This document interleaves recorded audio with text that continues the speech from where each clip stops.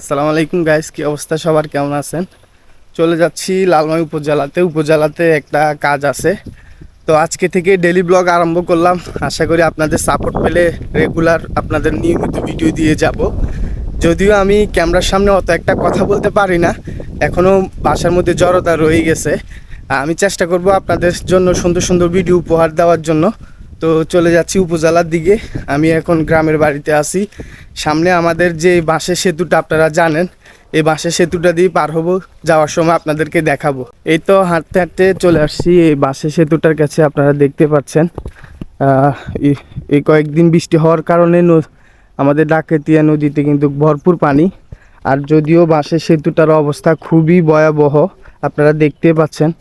আর এই ফেনাগুলা এসে জমাট হয়ে গেছে এখানে, এই কারণে সেতুটার এখানে আটকিয়ে এটাতে প্রেসার পড়ছে, মানে ভেঙে যাবে এমন একটা অবস্থা। তো এটা নিয়ে অনেকবার কথা হয়েছে, অনেকবার কথা বলছি, ভিডিও করছি।